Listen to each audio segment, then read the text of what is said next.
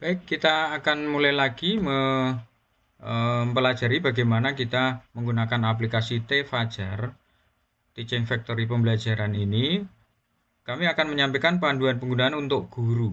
Jadi ketika nanti kita memasukkan di sini username-nya adalah nama Bapak Ibu guru, misalnya di sini ada Bapak Fajar Siddiq Arianto, terus kemudian passwordnya Pak Fajar Siddiq kita masukkan di sini, kita login, maka secara otomatis nanti dashboard yang ada di dalam tampilan itu adalah dashboardnya Bapak Fajar Siddiq Arianto selaku guru. Apa yang bisa dilakukan oleh beliau di sini? Yang pertama adalah kita nanti akan mengelola yang ada di dalam mata pelajaran, gitu ya. Pak Fajar Siddiq itu nanti dia akan mengampu mata pelajaran, misalnya di sini ada yang pertama konsentrasi keahlian. Terus kemudian yang kedua juga sama konsentrasi keahlian pemesinan tapi khusus 11 DP2 ini untuk semua kelas ya. Ketika sudah ada tampilan data mata pelajaran, terus kemudian data kelas juga akan muncul di sini ya. Data kelasnya akan muncul di sini. Nah, bagaimana dengan memasukkan data elemennya? Karena Pak Fajar Siddiq itu tadi mengajarnya di kelas TP1, TP2, TP3. Tadi kan mata pelajarannya ada yang ini untuk semua kelas ya. Untuk semua kelas. Terus kemudian data kelasnya di sini kita bisa lihat TP1, TP2, TP3.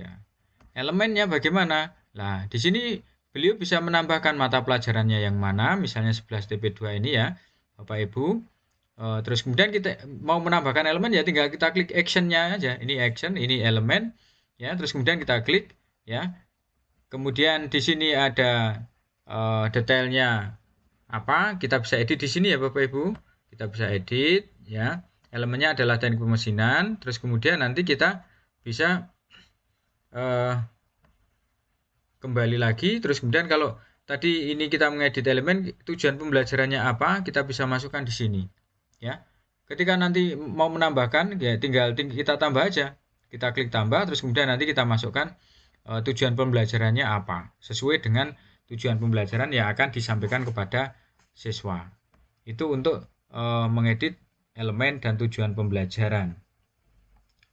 Kemudian di sini juga ada materi. Jadi ketika Pak Fajar Siddiq itu sudah mempunyai kelas ya, terus kemudian dia tadi sudah membuat elemen dan tujuan pembelajaran, maka yang selanjutnya adalah membuat materinya apa. Ya.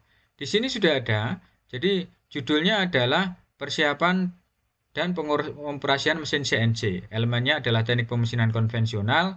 Kemudian tujuan pembelajarannya siswa mampu memahami persiapan dan pengoperasian mesin CNC.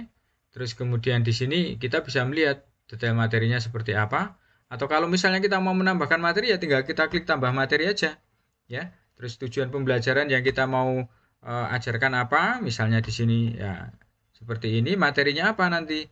Terus kemudian isi materi itu bisa berupa link video, bisa juga berupa tulisan, ataupun bisa juga dengan mengupload file. Jadi kalau kita sudah punya file materi, nanti tinggal kita pilih file, terus kemudian kita upload di sini. Selain itu, ya,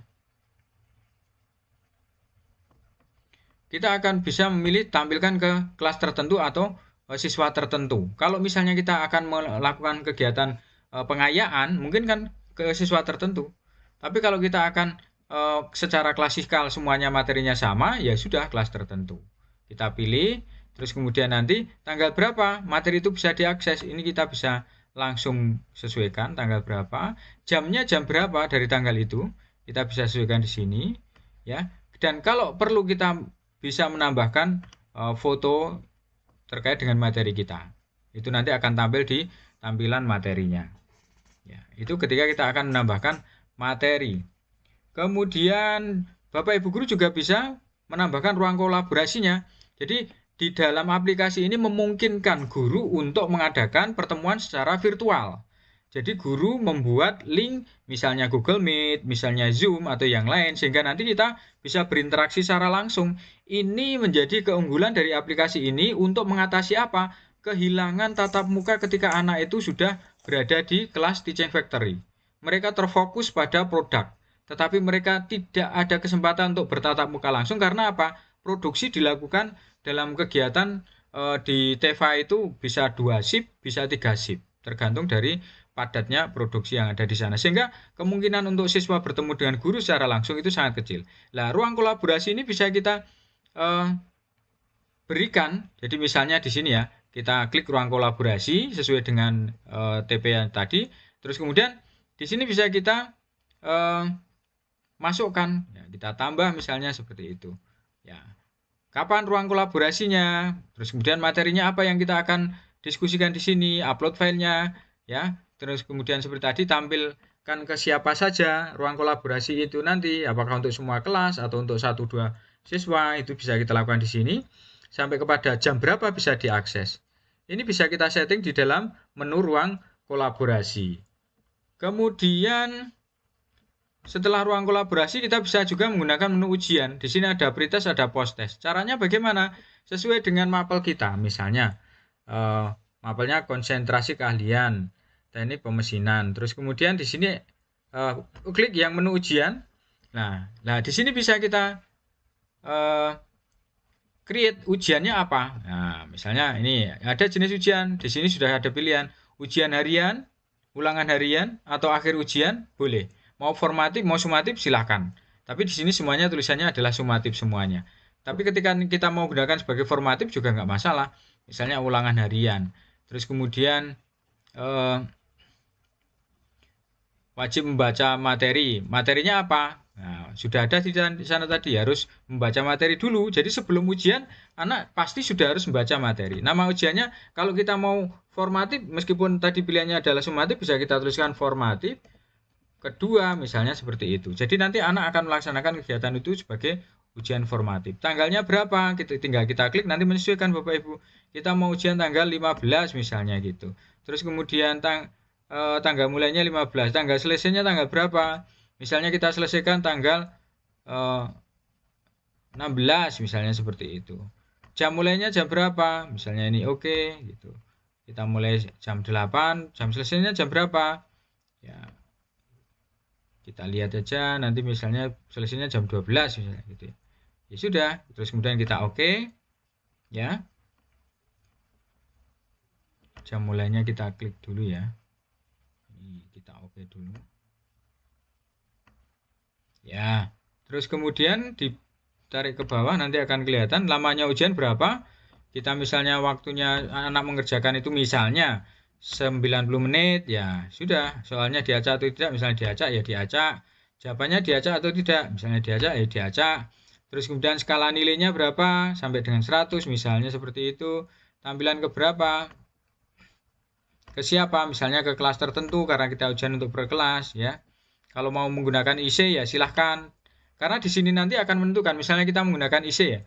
Klik IC-nya. Maka soal IC-nya nanti bisa kita tuliskan. Gitu. Nah, misalnya soalnya adalah soal IC.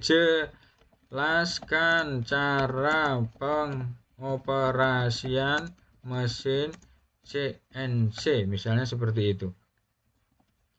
Ketika kita simpan maka ini nanti akan menjadi data ujian yang nanti akan, ya di sini sudah muncul formatif. Kedua menggunakan IC itu. Kalau yang pertama ini misalnya ini tadi menggunakan yang pilihan ganda. Sampai kepada nanti ada menu laporan Bapak Ibu, laporan hasil ujiannya seperti apa. Itu. Baik, demikian yang bisa kami sampaikan untuk menu guru, sehingga nanti kita bisa langsung dipraktekkan Bapak Ibu guru mengajar apa, terus kemudian di kelas berapa, apa yang dia mau berikan materinya, baik itu terus kemudian ruang kolaborasinya sampai dengan ujiannya. Terima kasih, kita akan bertemu untuk penjelasan di yang terkait dengan bagaimana siswa atau murid nanti bisa mengakses aplikasi T-Fajar, Teaching Factory Pembelajaran.